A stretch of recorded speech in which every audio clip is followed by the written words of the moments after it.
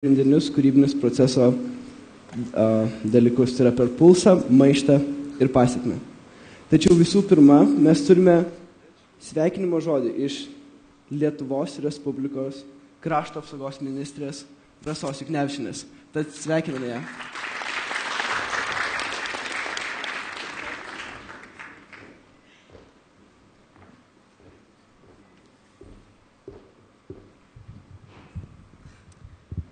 Labas rytas organizatoriams, labas rytas visam jaunimui gražiam čia susirinkusiam, kurių nelabai matau, bet tikiuosi išgirsti.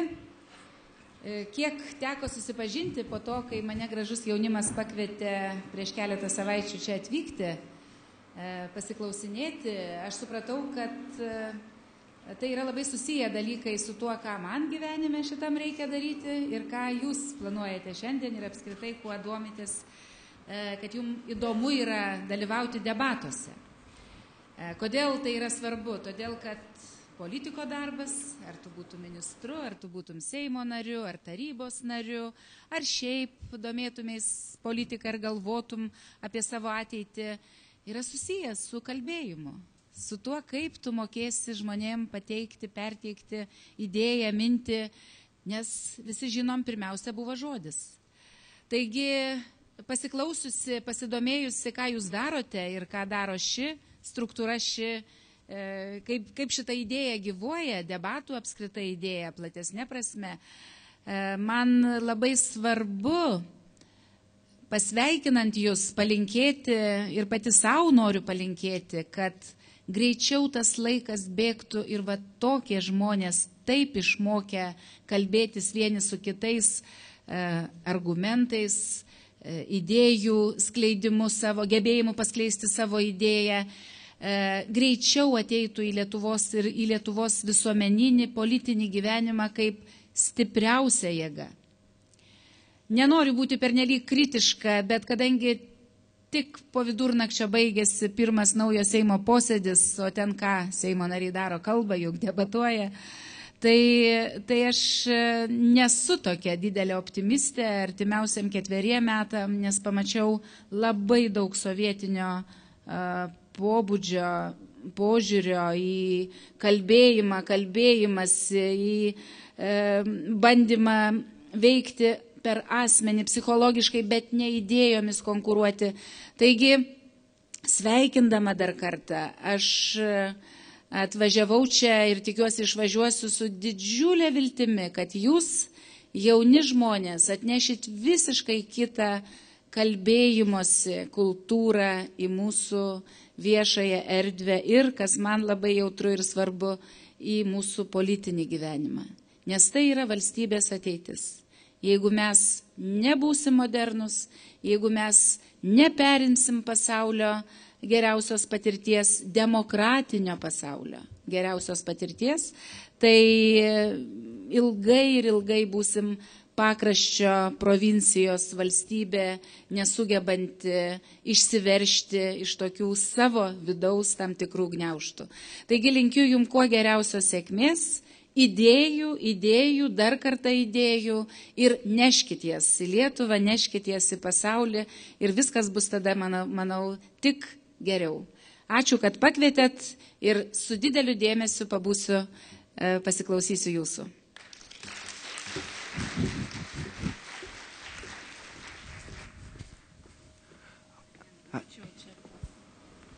Ačiū labai Rasai Juknevičienei. O dabar tikras desertas mūsų ausims. Tai yra Kultūros ministerijos nacionalinės premijos laureatai Kauno styginių kvartetas. Ir jums pasirodys Karolina Beinarytė, Dalia Terminaitė, Eglė Lapinskaitė ir Saulius Bartulis. Tad sutikime aplodismentais.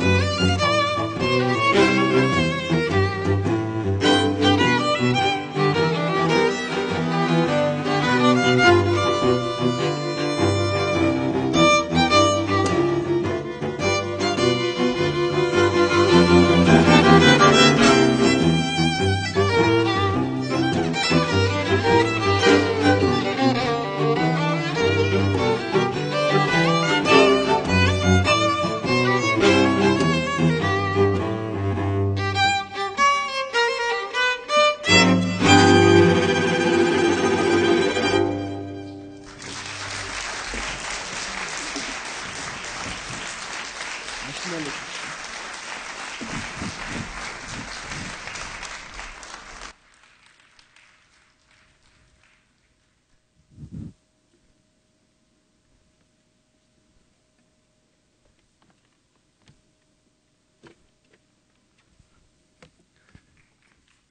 Labai dėkojame Kauno styginių kvartetui. O dabar metas pradėti mūsų renginį. Ir pirmoji dalis Pulsas. Ir mūsų pirmasis kalbėtojas Ernestas Kalabuckas. Dar mokydamasis mokykloje pagabino zondą, kurį pakėlė į kosmosą ir kuris nufotografavo Lietuvą. Tad paplokime jam.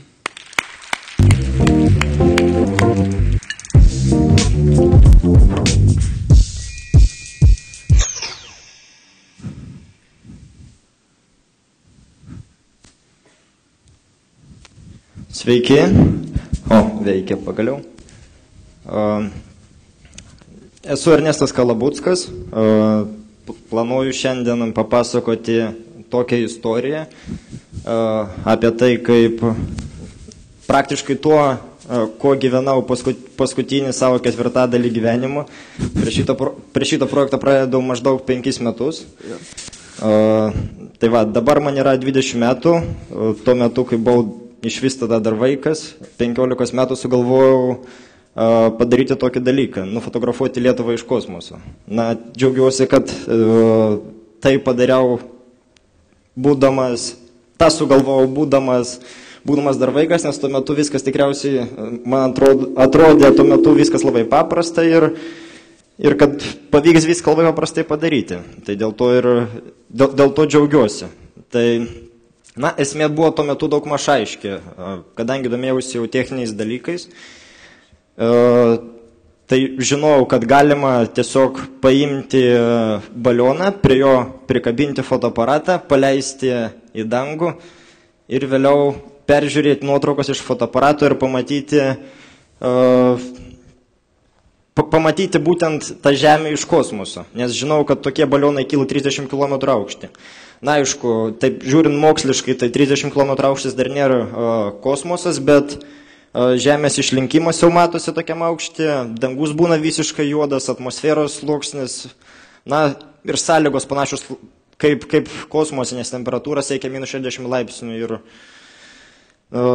todėl viską reikėjo gerai apgalvoti. Na, aišku, pradžioje nebuvau viską gerai apgalvojęs, todėl atrodė, kad tuo metu turimų santaupų iš visokių gimtadienių užteks, nes primečiau, kad viskas kainuos apie 500 litų ir vasarą sugalvojau tai daryti, galvojau, rudenį jau gausiu tos nuotraukas, bet pradėjus daryti, pamačiau, kad viskas nėra taip paprasta, kaip atrodė iš pirmo žvilgsnio. Na, viskas prasidėjo nuo to, kad nusipirkau, čia matot, meteorologinį balioną dar supakuotą. Tokius balionus meteorologai naudoja kelt vienkartinius zondus. Maniški zondas turėjo būti ne vienkartinis, nes tos fotoaparatus norėjau ir atgauti ir iš kortelių, aišku, pasimti tas nuotraukas. Na ir aišku, maniški zondas ten svėrė maždaug 20 kartų daugiau, tai viskas buvo kiek sunkiau nei daro meteorologai. Tai va, apskritai, čia buvo mano pirmasis daiktas, pirktas internetu iš užsienio, man čia tada buvo kažkoks stebuklas, būnant dar tokio amžiaus. Tokie balionai, jie sproksta 30 km aukštį ir paskui visa įranga krenta. Tai toliau parodysiu savo nuotraukas, būtent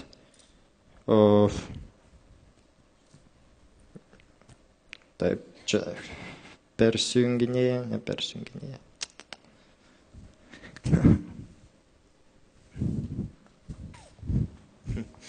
Tai va, čia matote Glory pirmojo, taip pavadinau projektą, įrangą. Būtent ši dėžutė pagaminta iš putplasčio, turėjo apsaugoti visą įrangą nuo -60 laipsnių temperatūros šalčio. Dešiniai čia buvo išradytas fotoaparatas.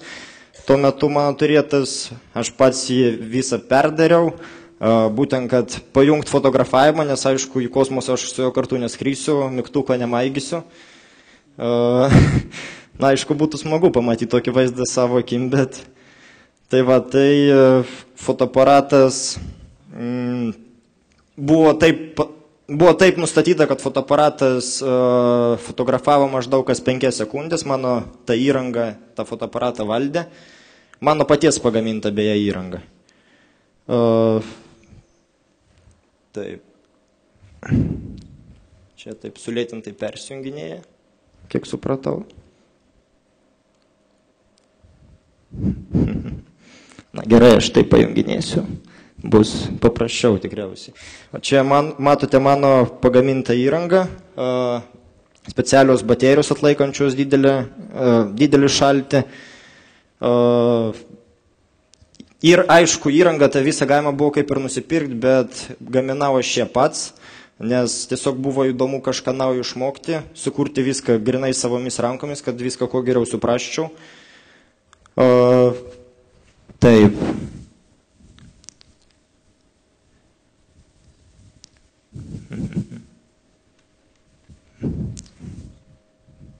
Su persijungimu čia taip jungiasi tik atgal. O, pagaliau. Tai va, čia paleidimo dienos sudėdinėjų įranga. Visos plokštės darytos mano paties. Beje, ten pagrindinis dalykas, dėl ko prie projektų užtrukau ne kelis mėnesius, kaip planavau, o beveik 2 metus dėl to, kad reikėjo, pasirodo, ir sekimo sistemos tokios. Aišku, pradžioje buvau pasižiūrėjęs, kad ten Amerikoje veikia ten tokia sekimo sistema, ji labai paprasta. Tačiau paskui išsiaiškinau, kad jinai Lietuvoje neveikia, reikia specialių bokštų. Todėl turėjau į savo automobilį, ne bokštą montuotis, bet tam tikrą sekimo sistemą. Ir va čia matot paleidimo dieną surinktą Glory pirmąjį zondą. Visas apšildintas, tai va, toks zondas buvo pritvirtintas prie štai tokio baliono, iš čia užpildytas vandenilio dujomis. Aišku, viskas tą dieną, tai va, leidau beje 2009 rudenį. Tai va, atrodė pradžioje viskas gerai, vienu žodžiu, užpildžiau balioną, viskas puikiai veikia, sekimo sistemos veikia, fotoaparatai fotografuoja, įrangą surinkau. Ir, vėją numačiau ant žemės, bet kad jis viršuje, buvo toks kaip ir nepatyrimas, dėl to, kad buvau dar jaunas tikriausiai ir gavosi taip, kad, nes aš gyvenu prie Molėtų Joniškio miestelį. Ir čia skrydžio mato trajektorija. Tai gavosi taip, kad įranga buvo pamesta Baltarusijoje, pasienio ruože. Aišku, projektas nekaltas, bet pats tikrai ten nevažiavau. Buvo draugų, kurie dar turėjo vizas. Todėl aš neplanavau, kad jis nusileisti, vizų neišsiminėjau iš anksto. Tai tiesiog paprašiau, kad važiuokit paieškot, bet aišku, jie ten negalėjo atkoduoti ten koordinačių paskutinių, tai įrangos nerado. Beje, jie ten sveiki, gyvi. Tai va, tai projektas toks truputį kaip ir nekaltas, aišku, nenorėjau ten su juo ta prasme, aišku, gali baigtis blogai. Tai va, sukūriau tinklalapį Glory.lt, kuriam beje galite rasti daugiau informacijos apie mano projektus. Patalpinau visą šią istoriją, kaip tiesiog pagaminau įrangą, kaip viską pamečiau, kaip man liūdna. Ir, iš tikrųjų, labiausiai nustebino, kad sulaukiau milžiniško lankytojų antplūdžio su labai daug žmonių paskatinančiais komentarais. Ir beje, daugybė komentarų buvo tokie, kad sakyk sąskaitos numerius, siūsi pinigus, daryk tik tai Glory 2. Gauk tas nuotraukas, labai įdomu, labai smagu, tai va tas labai nustebino, nes sukūrus sąskaitą, tai, ta prasme, pateikus sąskaitos numerį, tokiu būdu priaukojo žmonės grinai ir antram projektui, nes kai planavau, kad kainuos viskas apie ten 500 litų, tai kainavo realiai gal keletą tūkstančių, net aš ten jau paskui nebeskaičiuodavau. Tai va, tai labai širdies neskaudėjo, dėl tos pirmos pamestos įrangos padariau antrąją įrangą. Vėl nebesijungia.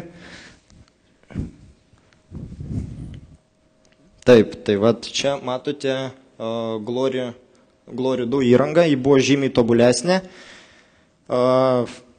dėl to, kad buvo 3 sekimo sistemos, šiaip viską tobuliau padariau, ta prasme, bet viskas daryta mano paties. Aišku, kaip prasakiau, galima tas detalės kaip ir nusipirkti, modulius pagamintus, sekimo sistemas, bet tai buvo neįdomu. Tai realiai dar sekimo sistemos, pagrindė, kas užėmė daugiausiai darbo, tai dauguma žmonių galvoja viskas labai paprasta. Įdėk GPS imtuvą, kągi, ten keli šimtai litų ir žinosiu, kur jis randasi. Bet tai kaip būdamas aš ant žemės, matysiu, ką jis rodo, būdamas ten kažkur danguje, vos ne kosmose. Tai esmė ta, kad tas koordinatės reikia siųsti radio bangom ir čia pasidaro visokiausiai dideli sunkumai.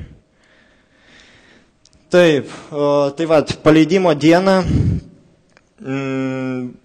surenkamas irgi zondas, buvo dabar 2 fotoaparatai, čia aš paleidimo dieną kažką tai junginėjau.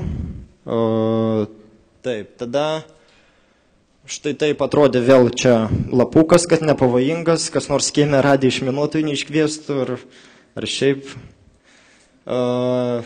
Ir vėlgi, va taip matosi surinktas, jis pakabinamas. Vėl baliono užpildymas vandenilio dujomis. Taip. Čia pildom ir, čia susirinko draugai paleidimo stebėti. Ir paleidimas. Vat taip atrodo visa įranga. Beje, ten kabo po balionų parašiutas, kuris automatiškai išsiskleidžia čia, kad nes balionas vis dar sprogsta, jis vis dar kildamas plečiasi ir galiausiai pasiekia tarybą maždaug 32 km aukštį, kada jis nebetlaiko ir sprogsta. Parašiutas išsiskleidžia ir viskas kaip ir saugiai nusileidžia ant žemės. Bent jau kol kas visą laiką nusileisdavo. Taip, tai... va tokį vaizdą jau matėm prie Utenos. Šį kartą, ta prasme, jį jau radom. Žodžiu, po 2 valandų 15 minučių skrydžio, į viršų ir ją pačią tiek truko, radom jį už 60 km nuo paleidimo vietos prie Utenos. Ir, taip, šalia gulėjo parašiutas, dar baliono skuteliai. Zondas dar čia fotografavo, tai pasidėję papozavom visi prieš jį, kad būtų neatsik kosmoso nuotraukų. Ir keliavom namo išiminėti nuotraukų. Ir dabartinė skrydžio trajektorija. Jau pamaniau, kad į Latviją kažkiek tai bus saugiau. Ir rezultatai. Apačioj, kairiai matot, čia mano mokykla. Čia Joniškio miestelis prie Molėtų, aš ten gyvenu. Čia keliasdešimt metrų aukštis, kylam aukščiau, čia dar truputį. Taip, tada čia vėluoja persijunginėti. Taip, jau keli kilometrai, kylam dar aukščiau. Kylam, kažko nepakylam. Jau matosi jau ežerai. Aišku, pradžioje nuotraukos realiai iš tokio aukščio, čia maždaug 10 km, čia tokiam aukštį maždaug skraido keleiviniai lėktuvai, nieko nuostabaus, bet pakilus truputėlį dar aukščiau, jau maždaug nuo 20-25 km aukščio dangus pradeda darytis juodas. Ir, čia dar ne visiškai matosi, bet pakilus dar aukščiau, dangus iš tikrųjų tampa visiškai juodas. Galima pamatyti Žemės išlinkimą, kad vis dėlto Žemė tikriausiai apvali. Mačiau tik vieną pusę, gal kita plokščia, nežinau, reikės. Tai vat, ir tokių nuotraukų buvo keli tūkstančiai. Čia, aišku, kai kurios išsiliejusios, visų neparodysiu, jos praktiškai vienodos, bet atrinkti tikrai galima geros kokybės. Čia nuotrauka iš didžiausio aukščio, viršui ten kairiai tas skutelis, tai dar baliono likučiai, čia jau sprogus balionai, dar sudrebėjo visas zondas ir įranga pradėjo leistis. Taip, leidžiamas apačion, čia matot visą ežerų kraštą Molėtų, visi tie ežeriukai, tai vat, realiai, jeigu matot viršų dešiniai labiausiai esantį ežeriuką, tai iki jo 40 km aš prie jo gyvenu, iš ten buvo paleistas zondas. Na ir viskas leidžiasi žemyn, nusileido prie Utenos, kaip ir sakiau. O, na taip, čia jau aukštis dar mažesnis, dešiniai ten, čia nelabai matosi, bet ten Utenos miestas ta pilkesnė zona. Ir viskas nusileidžia. Na, buvo kiti dar projektai. Projektas senas buvo visiškai sėkmingas.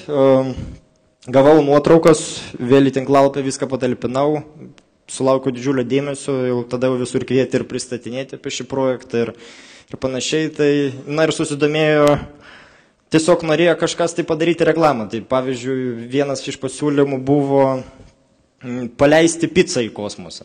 Toks truputį kvailas dalykas, bet sutikau padaryti, pinigų ateities projektam reikia.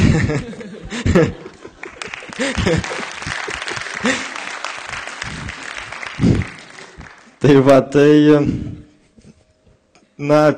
sugalvojau, kad tą pizzą galima suspausti tarp dviejų organinio stiklo gabaliukų. Na ir įranga, aišku, kadangi biudžetas didesnis, truputį tobulesnė, jau buvo kameros, kurios tą pizzą filmavo. Pati šiaip įranga, iš esmės ten visiškai ta pati, principas tas pats, tik tai leidom iš Kėdainių, mūsų organizatoriai labai bijojo dėl to nusileidimo Baltarusijoje, bet nors iš esmės šiaip žiūrint yra tokių niuansų, kad gali paleisti net iš Kėdainių ir nusileis ne tai, kad Baltarusijoje, bet net Rusijoje, tai neapsaugo čia, reikia kitus dalykus atsižvelgti. Bet projektas buvo kaip ir sėkmingas ir su pica, nes to jau parodysiu. Vat, būtent čia jau taip atrodė paleidimo diena. Na ir paleidžiam pizzą. Pirmąją kaip ir, nes ten kažkur tai, man rodos, įrašė Gineso rekordų knygą ar kažką tai tokio. Tai vat, ir noriu parodyti filmuotą medžiagą, nes dabar būtent buvo nuotraukos, tai čia nuotraukų kaip ir nėra, čia tik tai buvo filmukai. Na, čia ant žemės paleidimas ir pica kyla į viršų. Na, esmė tame, kad tikriausiai jau suprantat, kad jau viską radau, nes video atgavau. Aišku, ten paieškos, šito zondo buvo įdomios, nes visur buvo laukai. Kai leidosi, viskas matys, kad visur laukai, bet pataikė būtent į tokią labiausiai neprieinamą vietą, kokia tikriausiai gali būti, į pelkę ten. Ir dar nukrito po medžių, prarado GPS signalą, nežinau tikslių koordinačių, tai ieškojau grinai pagal tai, iš kur sklinda signalas. Na, va čia, pradėjo, ar čia aš sustabdžiau netyčia, bet čia kažkaip tai įdomiai. Jau nuo tokio vaizdo. Nu, gavosi vėl čia kaip ir nuotraukos, bet jeigu norėsit internete, surasit filmuką, kuris eina puikiai. Vat, matot, ta blizgės ant stiklo jau ten apačioje esanti rasa yra užšerkšnijus, apšalus, pačios jau picos netaip ir matosi. Na ir nusileidimas. Oi, kaip čia nestabdo. Čia va, šitoj vietoj vaizdas kaip pataiko į medį. Ir realiai va taip radom gražiai gulinti po medžių kaip padėta kažkieno. Tai įdomiausia, kai žiūrint video, buvo taip, kad pataikė į eglės viršūnę, pramušė pro šakas. Ten visai vartėsi, bet nukrito gražiai. Atsigulė, tik tiek, kad po medžių ir dingo GPS signalas, nes ten labai tankus toks miškas. Tai va, tai po 3 valandų paieškų maždaug jį suradom.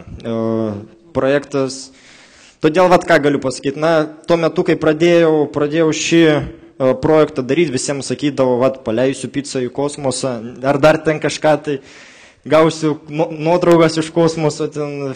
15 metais čia tokius dalykus kalba, tai pasukdavo prie galvos ir viskas to baigdavosi.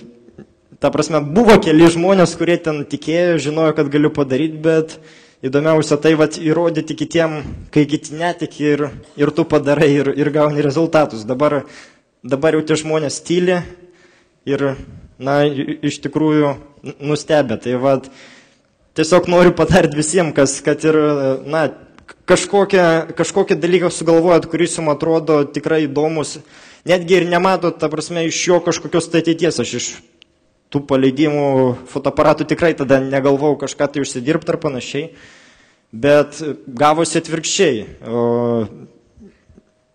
Nauda, ta prasme, vis dar yra, jeigu tik tai tikėsi to, ką darai, ta prasme, neklausysi kitų, nes dažniausiai kitų nuomonės būna tokios, kad jeigu jie mano, kad negali to padaryti, tai galvoja, kad ir tu tikriausiai to negalėsi padaryti ar kažkas tai tokio.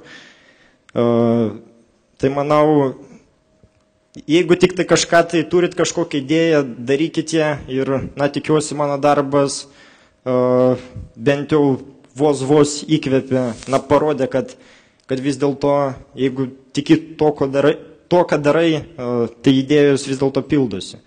Na, ačiū Jums.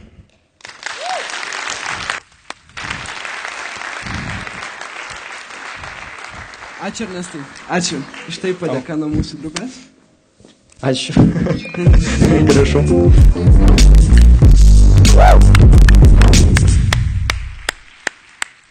O dabar mūsų laukia antrasis kalbėtojas.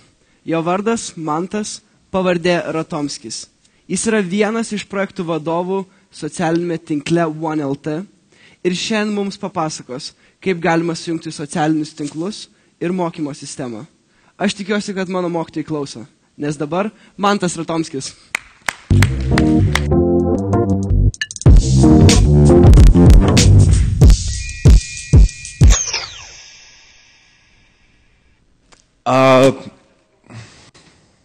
Okay.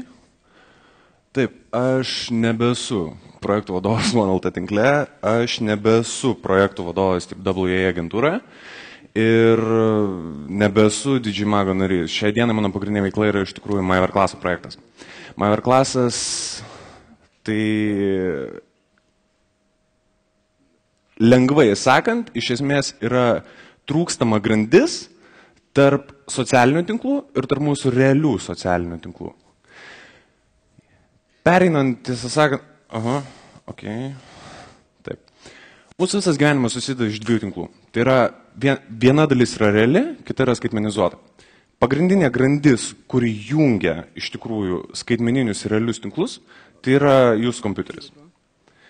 Tarkim, paimkite, kiaurą dieną jūs esate tarp savo draugų, jūs vaikščiate mokykloje, jūs, nežinau, tarkim, jeigu paaugliai sėdite kieme ir panašiai, jūs bendraujate.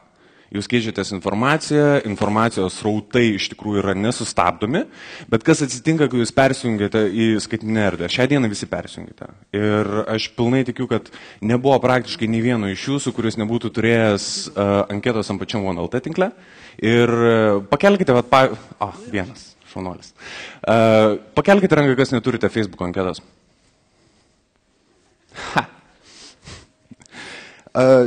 Tikriausiai didžioji dalis nors ir naudojatės Facebook'u, bet vis tiek galvojate, jog tai yra vaikų žaidimas ir jeigu kas nors jums bando, ta prasme, apginti Facebook'o garbę, pavadinkime taip ir taip toliau, jūs sakote, ne, tai žaidimai, ten visi šerinasi durnom nuotraukom ir panašiai, bet turiu pasakyti taip, 50% viso interneto augimo buvo paremta pornografija.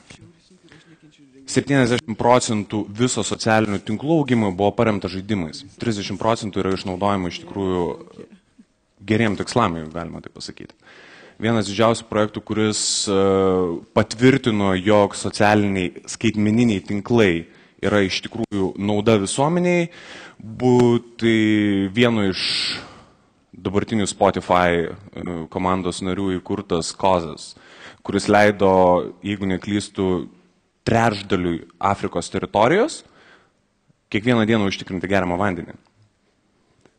Ir kol žmonės socialinius tinklus įpras naudoti tinkamą linkme, dar šiek tiek laiko praeis. Mes pradėjome šiek tiek anksčiau, nes mes pagalvojame, jog jeigu žmogus praleidžia 2 valandas per dieną prisijungęs prie interneto, jisai mokosi ir jisai pats net nesupranta, kad mokosi. Jisai gauna informaciją. Informacija iš tikrųjų mes įsivaizduojame, tai yra dvi juostos. Mes dalį informacijos atiduodame ir dalį informacijos gauname. Tai yra, tas knyginis variantas, kuris iš tikrųjų realybėje niekada negalioja, nes komunikacija realiai atrodo taip. Jūs gaunate informacijos rautus, kurie yra visiškai nevaldomi. Ir pagrindinė problema, tada kyla tą informaciją reikia išfiltruoti. Tam, kad informaciją išfiltruoti, pirmiausia, jūs turite suprasti, kuriam jūs lygmenyje esate. Ir kur jūs esate pagal visą socialinę struktūrą. Aš kalbu ne apie, tarkime, vidurinę klasę, aukštesnę klasę ir prastuomenę ir panašiai, bet aš kalbu apie tai, kas jūs esate pagal charakterį. Vėliau aš paaiškinsiu iš tikrųjų, kaip galima socialiniuose tinkluose suprasti netgi žmogaus poziciją informacijos srauto atžvilgiu. Kai mes kūrėme Major klasą, iš tikrųjų mes norėjome... Major klasas, taip švelniai tariant, tai yra Learning Management System on Facebook. Learning Management iš esmės tai yra mokymosi proceso valdymas. Grįžtant atgal, pati pirminė idėja iš tikrųjų buvo tiesiog sukurti erdvę, kurioje vartotojas pats be niekieno pagalbos galėtų susirasti begalę medžiagos, galėtų dirbti komandomis ir panašiai. Ta idėja, žinoma, kaip ir visose jaunuose versluose eina išžlugo ir mums teko pereiti iš tikrųjų per keletą etapų. Ir šiai dienai mūsų sistemą naudoja visose vidurio rytuose. Azijoje prieš keletą mėnesių teko pristatyti Sidnėje. Lygiai tą patį, ką aš jums dabar pasakoju, tiesą sakant, gavau pristatyti elektroninių mokymus rinkos dinozaurams konferencijoje, jeigu galima tai pasakyti. Ir tai buvo ganėtinai komiška, nes žmonės, kurie 20 metų mokymų rinkoje dirbę, jie visą konferenciją kalbėjo apie social learning. Kas yra social learning ir kaip tai gali pakeisti mokymasi, kaip tai gali pakeisti edukaciją ir panašiai. Bet kai aš užlipau ant scenos ir paklausiu, kas turite Facebook'o accountą ir kas naudoja tai kiekvieną dieną, pakėlė gal 10% žmonių. Tai buvo iš tikrųjų ironiška ir teko sulaukti labai daug kritikos strėlių dėl to, kad žmonės, kurie dirba ilgai, dirba intensyviai ir labai nuosekliai, jie mano, kad yra sistema nusistovėjus ir atvažiuoja 20 metų jaunesnis vaikinas ir aiškina, viskas pasikeitė. Iš tikrųjų viskas pasikeitė, nes 2,5 metų atgal, netgi Markas Zuckerbergas per vieną iš konferencijų atsisėdęs pasakė taip. Socialiniai tinklai pakeitė iš tikrųjų muzikos rinką, pakeitė video rinką, pakeitė elektroninę prekybą, pakeitė žaidimus, and now it is turn for education. Buvo labai įdomu, jog mes jau 1,5 metų dirbome su to projektu ir tai buvo tiesiog padrasnimas eiti tolyn. Iš tikrųjų, šiai dienai vartotojų patirtis visoje interneto rinkoje, jinai yra ganėtinai tragiška. Dėl to, kad tai yra, pavadinčiau, informacinis noizas, kuomet per dieną tu pamatai ten 40 status update'ų, 50 sharintų video, plus komentarų yra nenormalūs srautai ir panašiai. Ir tada iškyla problema, kurią minėjau, tai yra informacijos srauto filtravimas. Tam, kad suprastum, kuri informacija tau yra aktuali ir kurią informaciją tu turi naudoti ir kuri informacija tau gali padėti ateityje. Ir ta informacija, kuri yra tiesiog, aš jau nereikšmingi virpesiai. Šiuo atveju informacijos filtravimas, jeigu mes pažiūrėsime truputėlį plačiau, tai yra būtent mokymasis. Nes tai, ką mokykloje, ta prasme, mokykloje jūs lygiai taip, mokykloje, universitete jūs gaunate informacijos srautą.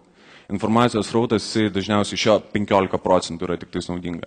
Visa kita jūs išgirsite ir jūs pamiršite. Dar vienas įdomus dalykas dėl universiteto, tai aš dirbu mokymus rinkoje, bet esu 3 kartus sėkmingai išmestas iš universiteto ir su referencais, jog nesu gimęs būti vadybininku ir panašiai. Bet čia toksai lengvas lyrinis nukrypimas.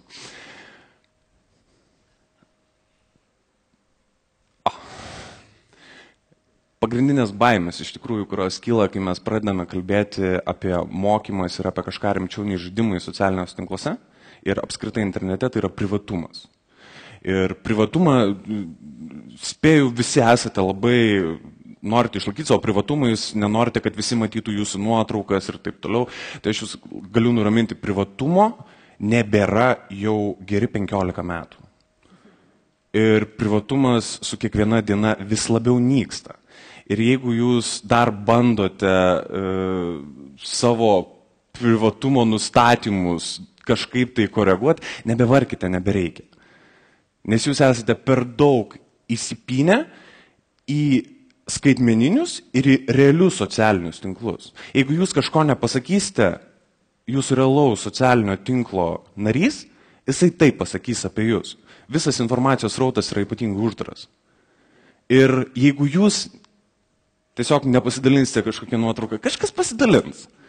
Dėl to žmonėm iš tikrųjų suprasti interneto visą galę ir apskritai social networkų galę, jiems reikia pirmiausia atsikratyti savo baimę.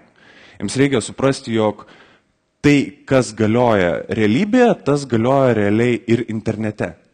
Nes internetas šiai dienai, jisai užima apie 40% jūsų realaus gyvenimo.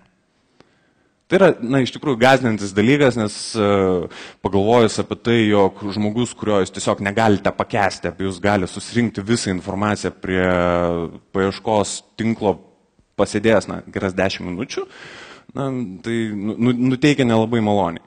Bet jei informacija yra išfiltruojama, jūs galite pakreipti tinkamą linkme tą srautą, kurį norite, kad apie jūs rastų.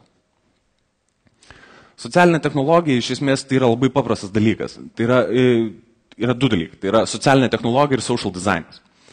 Socialinė technologija tai yra kaip apskritai veikia informacijos srautai ir kaip veikia dalinimasis informacijos srautais, ne tik skaitmeninėje, bet ir realioje erdvėje.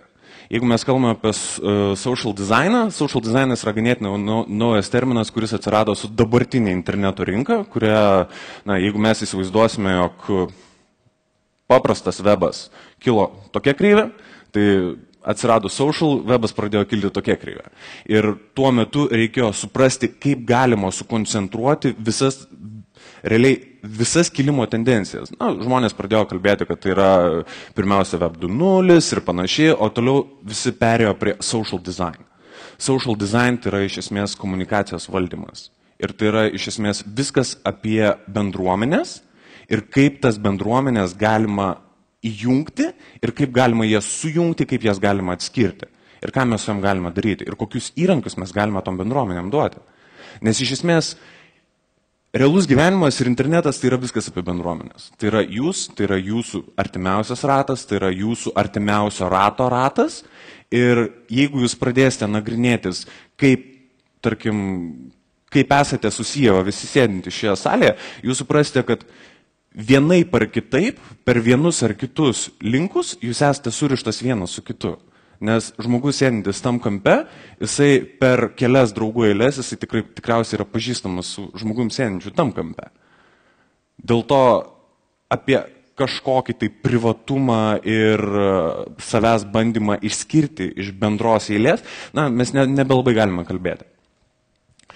Jeigu kalbėsime apie social technologiją ir konkrečiai mokymasi, tai social technologija, jinai leidžia gauti vartotojų sukurtą turinį. Vartotojų sukurtas turinys, tai vadinasi, yra community-based turinys. Tai yra tai, ką bendruomenė padarė ir kokias interpretacijas sukūrė aplinkui priminį turinį. Jeigu jūs, tarkime, nežinau, visi labai mėgstate gauti gerus komentarus po savo nuotrauką. Visi mėgstate gauti gerus, tarkim, žurnalistai mėgsta paskaityti, puikiai žinau, komentarus po savo straipsniais. Komentarai tai yra būtent vartotojų sukurtas turinys. Ir pagal vartotojų sukurtą turinį jūs toliau jau galite interpretuoti rezultatus ir konkrečiai gauti visą feedbacką apie jūsų paleistą turinį. Turinys, švelniai tariant, jeigu paimsite gniužtę, jeigu ją paleisite nuo kalno ir gausite pačioje sniego senį, tai iš esmės gniužtė tai bus jūsų pirminis turinys ir sniego senis, kuris stovės kalno papėdėje, tai bus vartotojų sukurtas turinys. Nes tai iš esmės mes kalbame ne apie vieno žmogaus pastangas padaryti kažką, bet mes kalbame apie eilės žmonių bendrą darbą tam, kad gauti geresnį rezultatą. Šiai dienai internetas ir realus gyvenimas sujungtas į vieną, tai leidžia padaryti. Leidžia gauti rezultatus nepalyginamai geresnius, nei vieno žmogaus darbas sėdint namuose. Ir, iš esmės mes stengiamės šiai dienai tai daryti, bet taip švelniai tariant, tai yra labai sunku, nes reikia kovoti ne su technologinėm problemom, bet reikia kovoti pirmiausia su žmonių mąstymu. Reikia juos įjungti į tai, į ką iš tikrųjų visas pasaulis eina. Tam, kad iš tikrųjų suprasti bendrą erdvę, būtent tą intersekciją vadinamą tarp realaus gyvenimo ir tarp skaitmeninio, jūs turite suprasti, kas jūs esate. Kas jūs esate pagal charakterio savybės. Nes realiai visi vartotojai skaidomi yra į tris kategorijas. Yra followeriai, yra transporteriai ir yra trendsetteriai. Trendsetteriai tai yra tie žmonės, kurie iš esmės nustato bendrą kryptį. Jeigu jūs esate, geriausias fizikas mokykloje ir jūs vadovaujate, fizikų būrelio ar panašiai, jūs esate trendsetteris.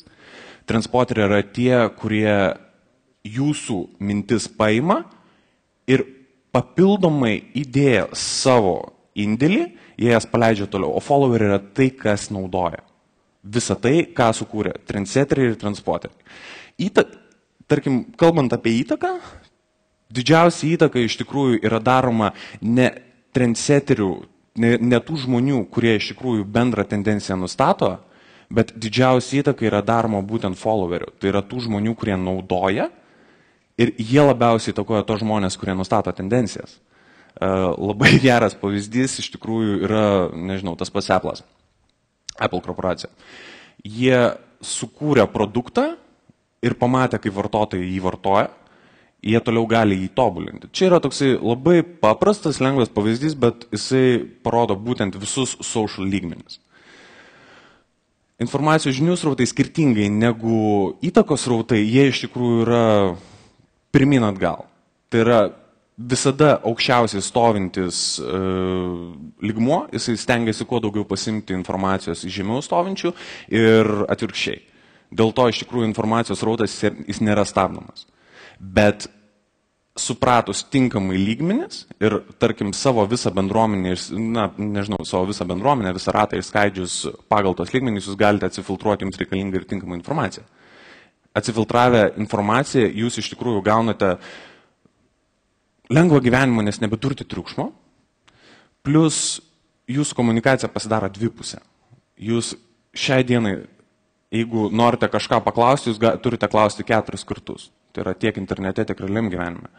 Ir 4 kartus klausiant, tai pasidaro jau 6 eilių juosta. Ir nežinote, kurioje eilė važiuoti. Šiuo atveju susitvarkius gaunasi paprastas 2 eilių kelias, kuriuo tiesiog paklausę klausimą, jūs galite gauti atsakymą. Pirmas dalykas, jūs turite greitį, antras dalykas, jūs gaunate tiesioginius rezultatus. Ir kalbant apie profesinį gyvenimą, iš tikrųjų, tai pirmas dalykas, tai leidžia surinkti žinias. Toliau leidžia tas žinias tinkamai išskaidyti ir tiesiog pasidalinti ir galų gale leidžia tas žinias parduoti. Nes iš savo pačio patirties galiu pasakyti, kad tinkamai naudojami socialiniai įrankiai, tarkime, jeigu paimsime toks kaip LinkedInas, Twitteris, Facebookas. Facebookas yra jūsų personalinis tinklas. Jūs jame galite daryti, ką norite. Ir jisai labiausiai įtakoja jūsų mąstymo kryptį. Twitteris yra tai, kur jūs galite pasidalinti surinktomis žiniomis. O LinkedInas jums bus, tikriausiai po 2-3 metų ypatingai aktualus dėl to, kad jūs tas žinias parduosite. Ir jūs parduosite tas žinias, kurias surinkote praktiškai iš savo visos bendruomenės ir savo draugų. Dėkui.